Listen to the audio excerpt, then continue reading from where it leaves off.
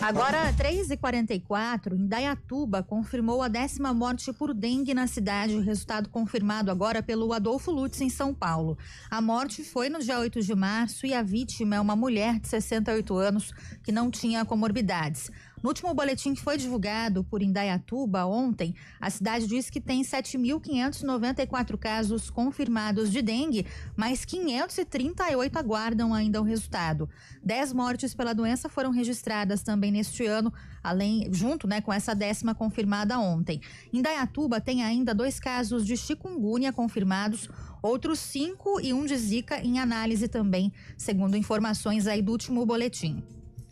E falando em chikungunya, pela primeira vez na história da morte da cidade de Campinas, uma morte pela doença é registrada. A Secretaria de Saúde de Campinas confirmou na tarde desta terça-feira a primeira morte por chikungunya na história do município. Trata-se de um homem de 49 anos, morador na região do Centro de Saúde do Jardim São Marcos, que tinha comorbidades e apresentou sintomas iniciais no dia 25 de março, mas acabou morrendo no dia 3 de abril. Por nota, a administração disse lamentar o óbito e se solidarizou com a família. Assim como a dengue, o vírus chikungunya é transmitido pelo mosquito Aedes aegypti. A doença se manifesta principalmente com febre, dor de cabeça e dor no corpo, mais frequentemente nas articulações. Segundo a Secretaria de Saúde, em grande proporção dos casos, a diferenciação entre dengue e chikungunya só é possível por meio de exames laboratoriais específicos para cada doença. Neste ano, Campinas registra 5 casos da doença. Desde 2016, o município já registrou 143 casos de chikungunya. Manifestações clínicas que devem levantar a suspeita de chikungunya são febre, dores nas articulações, edema nas articulações, dor nas costas, musculares, dor de cabeça, manchas vermelhas pelo corpo, também coceira na pele e até mesmo conjuntivite. Já alguns sinais de alarme que devem levar à procura imediata por atendimento são tontura, dor abdominal, vômitos, suor frio, sangramentos espontâneos, sensação de desmaio, diminuição da urina, dificuldades para respirar, manchas roxas na pele, agitação, sonolência ou confusão mental. De Campinas, André Berenguel. Agora, 3h47, um alerta então aí, para as autoridades de saúde, para a população também, claro, primeira morte por chikungunya aqui em Campinas confirmada ontem, e a gente conversa agora sobre isso com a Daiane Morato, ela que é coordenadora da Vigilância Epidemiológica de Campinas, fala conosco sobre o assunto. Oi, Daiane, boa tarde, bem-vinda. Oi, boa tarde, Carla, muito obrigada. Bom, Daiane, primeira morte então registrada aqui em Campinas. A gente sabe que a chikungunya ela é transmitida também pelo Aedes aegypti, que também transmite outras doenças como a dengue, a zika. Então, primeiro, qual que é a orientação para a população que nos ouve em relação aos sinais de alerta dessa doença e aos cuidados também para a prevenção?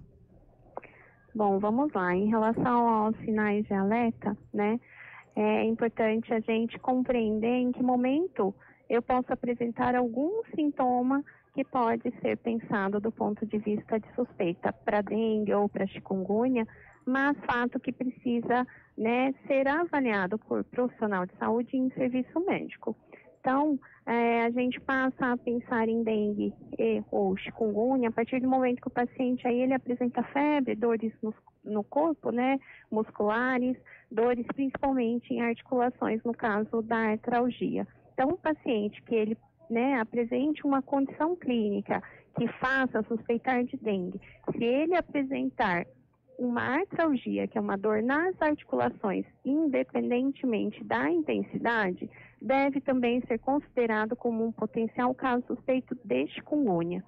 Os sinais de alarme ou de gravidade, que é importante estar atento, são sintomas, que possam nos mostrar uma gravidade ou uma descompensação de um quadro clínico do paciente.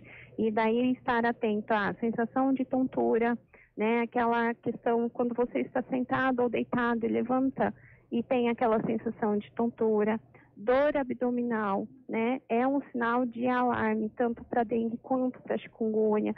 a presença de vômitos, que pode levar a questões importantes de desidratação, sudorese fria, a presença de sangramentos espontâneos, por exemplo, escovei o dente, ao escovar o dente, apresentar um sangramento ou um pequeno sangramento nasal, ou então mulheres, né, apresentam um fluxo menstrual diferente do ciclo normal em outros períodos, também deve ser pensado aí que pode estar acontecendo alguma situação de agravamento do quadro da doença.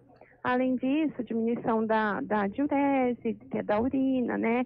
Uma palidez, manchas roxas pelo corpo e tudo mais, são sintomas e sinais que devem ser avaliados e o paciente deve retornar em serviço médico caso ele já tenha passado por um atendimento anterior.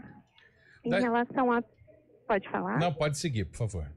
Em relação aos cuidados de prevenção, são os mesmos, né, Marco, para a questão de como a gente pode estar prevenindo aí a transmissão, seja da chikungunya, da própria dengue, que é evitar acúmulo de materiais ou criadouros, seja no ambiente domiciliar, escolar ou mesmo em trabalho, que pode servir de criadouro para o mosquito. Então, vasinhos de planta é um campeão aí no nosso município ainda, mas outras situações que a gente tem encontrado como potenciais criadouros reservatórios de água, né, para questões de higienização de casa e tudo mais, ou mesmo caixa d'água não tampada, ralos também sem tela, além do potinho, né, da planta que eu acabei de falar, atenção também para o potinho, o bebedouro de água do cachorro, né? Então é importante a gente estar atento,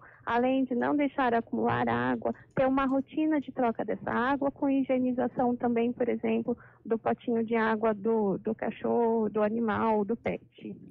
A pergunta que eu te faço, né, como coordenadora da vigilância epidemiológica, porque é claro que depois aí de tantos anos, a chikungunya teve uma morte aqui em Campinas. E esse ano são 3 casos confirmados, incluindo da pessoa que morreu. A chikungunya, ela sempre vai ser muito mais forte que a dengue, vai ser parecida... Mais letal, né? Isso, parecida com os casos mais graves de dengue, ou ela pode ser também mais leve, como acontece com a dengue? Ela pode ser também mais leve, só que ela tem um potencial, né, também de ter manifestações clínicas que são mais prolongadas, não necessariamente questões de gravidade e tudo mais. Em Campinas, sim, a gente está com 3 casos aí que nós divulgamos, que são autóctones de transmissão no nosso município.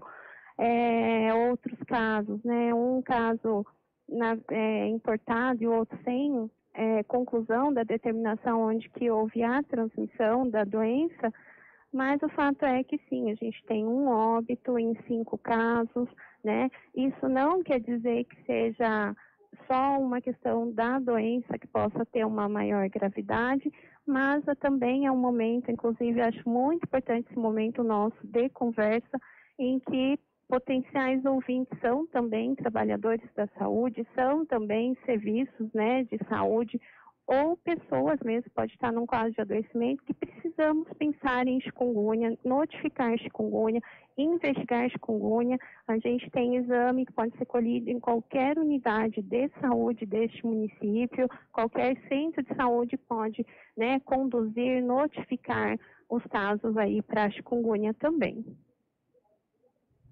Daiane, você citou alguns sintomas da chikungunya, muitos são parecidos com os sintomas da dengue. O que a gente pode dizer para os nossos ouvintes, né, para ter um alerta, para diferenciar o que pode ser dengue, o que pode ser chikungunya? É de fato só com o exame ou existe algum sintoma, né, algum sinal de alerta? A gente trabalha para chikungunya como para dengue, a gente vai pensar em chikungunya a partir da manifestação clínica. E o que nos faz direcionar também a investigação para chikungunya, além dos sinais e sintomas que são comuns à dengue, é a presença da dor articular. Então, a dor articular, independente da intensidade, fraca, moderadamente forte ou forte, nos faz pensar, e devemos pensar sim em chikungunya, esse paciente ser manejado aí, né, no manejo clínico para a condução também da chikungunya. Daiane Morato, ela que é coordenadora da Vigilância Epidemiológica aqui de Campinas, trazendo para a gente essas informações importantes a respeito da chikungunya. Muito obrigada, viu, Daiane, pela participação. Boa tarde para você. Muito obrigada para vocês e para todos os ouvintes. Boa tarde. Boa tarde. Agora, da chikungunya, a gente